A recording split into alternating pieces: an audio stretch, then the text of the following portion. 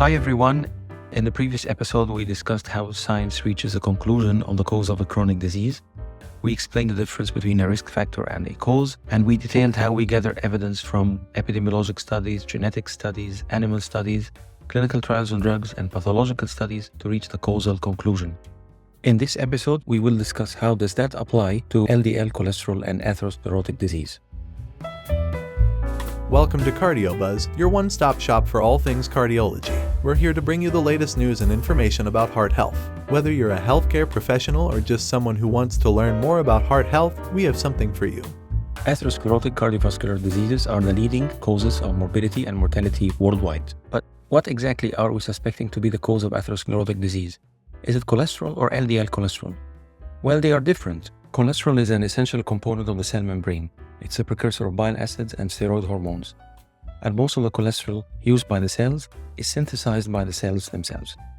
Whereas cholesterol circulating in blood is different. Because cholesterol is a lipidic material and our bloods are aqueous, so cholesterol has to be mixed with proteins in order to be able to circulate in the blood. The mix of cholesterol, triglycerides, and protein results in formation of lipoproteins. And we have different kinds of lipoproteins in our blood that are differentiated from each other by the surface protein, whether it's called B or A or E. And our biggest suspect is the ApoB containing lipoproteins. And because LDL is the major component of all ApoB lipoproteins, we will focus on LDL. So what evidence proves that LDL cholesterol is a cause of atherosclerosis? Let's start by observational studies. We look into a large population, compare those with elevated LDL and those with low LDL, and see how much coronary disease does each group get. Native Indians in Mexico, who have not adopted a Western lifestyle, are known to have very low levels of LDL cholesterol, and they have minimal atherosclerosis. In modern societies that are exposed to the Western diet, the situation is different. Here are two examples of large epidemiologic studies. The Emerging Risk Factors Collaboration reported the results of more than 300,000 persons who were all healthy at the start of the study, and they were followed up for a median of 10 years. Another study, which is the Prospective Study Collaboration, reported more than 890,000 persons who did not have cardiovascular disease at baseline and were followed for several years. In these studies, individuals with high plasma LDL had more myocardial infarction and more cardiovascular death. The study found a linear association between LDL cholesterol and the risk of mortality from coronary artery disease. It becomes clearer with familial hypercholesterolemia, which is a genetic disease. The rare form, the homozygous form, affects 1 in every 500,000. Patients have extreme elevations of LDL cholesterol and they develop coronary disease in their teens. There is a minor form that is more common, affecting 1 in 300 people worldwide, and these people can develop coronary disease in their 40s. So we have observational studies involving millions of subjects showing that elevation of LDL cholesterol is associated with more coronary disease and low LDL cholesterol is associated with less coronary disease. We have a gradient of exposure. High LDL means coronary disease, and the higher the LDL level, the more severe is the disease and the earlier it develops. But you said in the previous episode that observational studies can prove association and not causation. After all, there could be a hidden factor that caused both LDL elevation and coronary disease. Yes, you're right. These are all observational data. But let's see what happens when we get information from genetics. What do the genes tell us? Okay, what do genetic studies tell us about LDL cholesterol and atherosclerosis? We know that there are numerous variants in multiple genes, and some of these variants have been associated with lower LDL cholesterol or higher LDL cholesterol. Each of these variants is inherited random at the time of conception in a process referred to as Mendelian randomization. Therefore, inheriting a genetic variant that lowers the LDL is similar to being randomly assigned to a lower LDL level, whereas inheriting the wild gene or the standard gene is like being assigned to a higher LDL level. Mendelian randomization studies involving more than 300,000 participants have consistently demonstrated that individuals with genetic variants that cause very low LDL cholesterol have a remarkable longevity and can live free of coronary disease till their 90s or till the age of 100. Also, genetic evidence supports that higher LDL levels reduce lifespan and longevity. Taken together, Mendelian randomization studies provide compelling evidence that LDL is causally associated with atherosclerotic disease. Okay, that seems interesting. But do we have more tangible evidence? Yes, we do. Let's examine the atherosclerotic tissues under the microscope and see what do they tell us. The main components of the atherosclerotic plaque are cholesterol, inflammatory cells, smooth muscle cells, fibrous tissue, and lipoproteins. The earliest form of atherosclerosis is known as the fatty streak, and it can be observed as early as the second decade of life. We know that the fatty streak is induced by the LDL particles that migrate into the arterial wall, and the rate of migration depends on the concentration of LDL in the blood. This LDL cholesterol is oxidized and then taken by macrophages.